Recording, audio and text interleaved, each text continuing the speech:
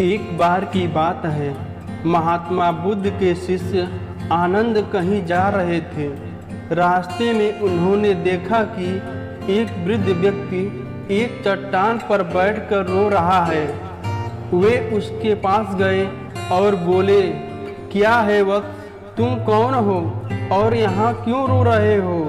आनंद की बात सुनकर उस वृद्ध व्यक्ति अपने आंसू पोंछते हुए बोला, मैं पास के गांव का रहने वाला एक बदनसीब व्यापारी हूँ। मैं जो भी काम करता हूँ वह बिगड़ जाता है या फिर पूरा नहीं हो पाता।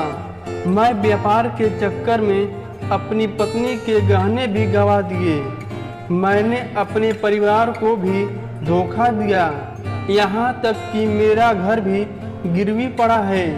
मुझे तो लगता है कि मैं किसी काम का नहीं हूँ। मेरी किस्मत ही खराब है। मुझे जीने का कोई अधिकार नहीं। उसकी बात सुनकर आनंद बोले, तुमसे किसने कहा वत्स कि तुम्हारी किस्मत खराब है? जरा मैं भी तो जानूं कि तुम्हारी किस्मत में क्या खराबी है।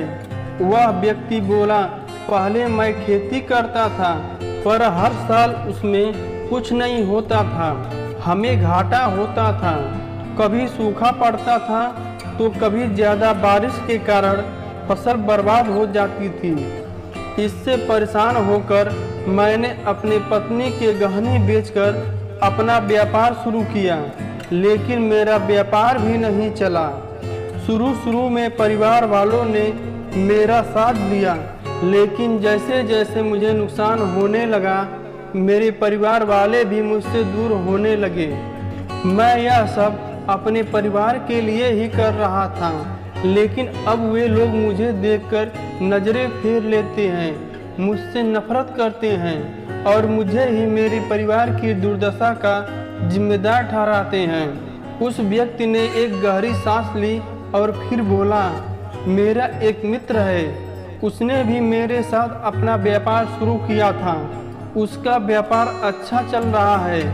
वह जब भी मेरे घर आता है तो अपनी सफलता की कहानियाँ सुनाता है। उसकी बात सुनकर मेरे घर वाले भी कहते हैं कि उसे दे और कुछ सीख। हमें लगता है कि मेरे वश में अब कुछ भी नहीं है। उन लोगों की बातें सुनकर अब मुझे भी लगने लगा है कि शायद मेरे बस में कुछ भी नहीं है। अब तो मुझे अपना जीवन ही बेकार लगने लगा है। मेरे मन में ख्याल आता है कि अपना जीवन ही समाप्त कर लूं। मैं इस चट्टान पर आया भी इसी इरादे से, लेकिन हिम्मत नहीं कर पा रहा हूं, इसलिए एकांत में बैठकर रो रहा हूं। आनंद बोले, ओह ये बात है, वैसे क्या तुम इसके अलावा कुछ और भी कहना चाहते हो? उसकी बात सुनकर दुखी व्यक्ति बोला, एक और मेरा काम बिगड़ जाता है, दूसरी ओर मेरा मित्र है जो हर समय मुझे नीचा दिखाने का प्रयास करता है। मुझे समझ नहीं आता कि मैं क्या करूं। आनंद बोले, क्या तुम अपने दोस्त की बात सुनकर दुखी हो जाते हो? हाँ, मैं उनकी बातें सुनकर स्वयं दुखी हो जाता हूँ, उस व्यक्ति ने जवाब दिया। आनंद ने पूछा, तुम्हें किस बात का दुख होता है, अपने असफल होने का या फिर मित्र के सफल होने का? उनका सवाल सुनकर वह व्यक्ति पल भर के लिए सोच में पड़ गया। फिर बोला, अगर सच कहूँ तो मुझे अपने असफल होने का उतना दुख नहीं होता है जितना कि मित्र के सफल होने का होता है। अर्थात यदि तुम्हारा मित्र असफल हो जाए तो तुम्हें खुशी होगी? आनंद ने प्रश्न किया। वह व्यक्ति बोला, हाँ, मुझे बहुत खुशी होगी। इसका मतलब यह है कि तुम्हारी खुशी तुम्हारे मित्र पर निर्भर है। आनंद बोले, अगर वह चाहे तो तुम्हें खुश कर सकता है और अगर चाहे तो तुम्हें दुखी कर सकता है। तुम स्वयं से ना तो खुश हो सकते हो और ना ही दुखी हो सकते हो, अर्थात तुम अपने मित्र के गुलाम हो गए हो, इसलिए तुम्हारा कुछ नहीं हो सकता। व्यक्ति हाथ जोड़कर बोला, ऐसा मत कहे महात्मा, आपकी बातें सुनकर मुझ में कुछ आशा जगी है। आनंद बोले, जब हम किसी पर उम्मीद कर लेते हैं तो उस पर निर्भर हो जाते हैं। ऐसे में हमारी खुशी और दुखी भी उन पर निर्भर रहने लगती है। इससे बढ़िया है कि तुम अपने आप से आशावाद हो। जब तुम ऐसा करोगे, साथ ही पूरे जतन से काम करोगे, तो तुम्हें सफलता अवश्य प्राप्त होगी। आगे कहते हुए आनंद ने एक पल के लिए उस व्यक्ति की ओर देखा, फिर अपनी बात आगे बढ़ाई। तुम्हें लगता है कि तुम्हारा मित्र तुम्हें दुखी करने आता है, पर अगर विचार करो तो वह बातें तो सच्ची ही करता है। वह अपने स्वार्थ और अनुभव की बातें बताता है। तुम अपने मित्र के बातों से बहुत कुछ सीख सकते हो। तुम्हें इसके लिए उसका धन्यवाद करना चाहिए। तुम उन अनुभव का लाभ उठाओ और नई शुरुआत करो। कर्म करते जाओ, हार मत मानो। एक दिन तुम्हें सफलता अवश्य मिलेगी। आज तुम जिसे अपना बुरा वक्त या बुरी किस्मत कह रहे हो, यह एक दिन बदल जाएगी। इसी के साथ तुम्हारा विचार भी बदल जाएगा।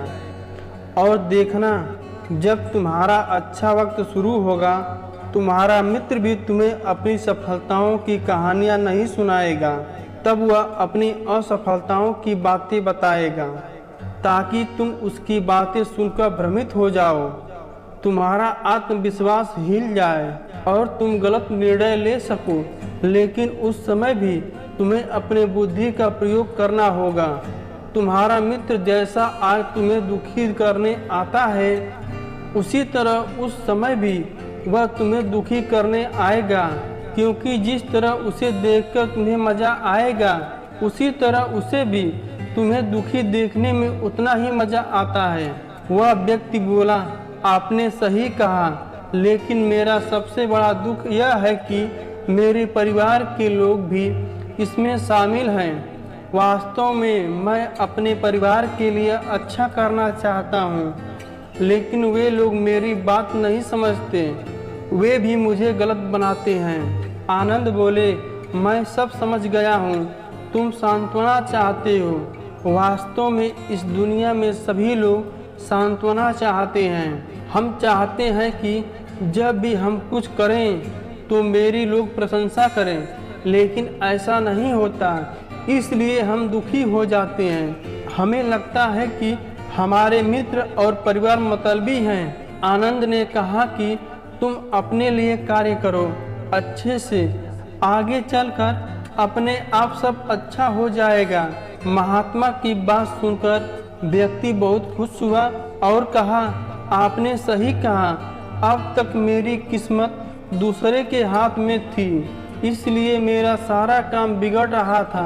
अब मेरी किस्मत मेरे हाथों में है। मैं फिर से प्रयत्न करूंगा, पूरे मन से काम करूंगा, और जब तक सफलता नहीं मिल जाती चैन से नहीं बैठूंगा।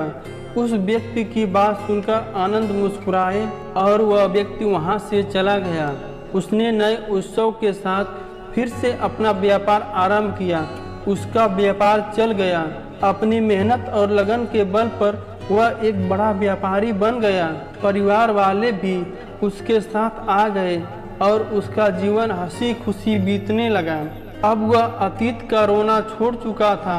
वह भविष्य की चिंता नहीं करता था, बस अपने वर्तमान को संवारने में लगा रहता था। दोस्तों, वक्त हमेशा एक जैसा नहीं रहता, वह बदलता रहता है। इसलिए हमेशा कोई भी कार्य सोच समझकर करना चाहिए। आपके सामने कितनी भी परेशानियां क्यों ना आ जाए, आपको धैर्य से काम लेना चाहिए।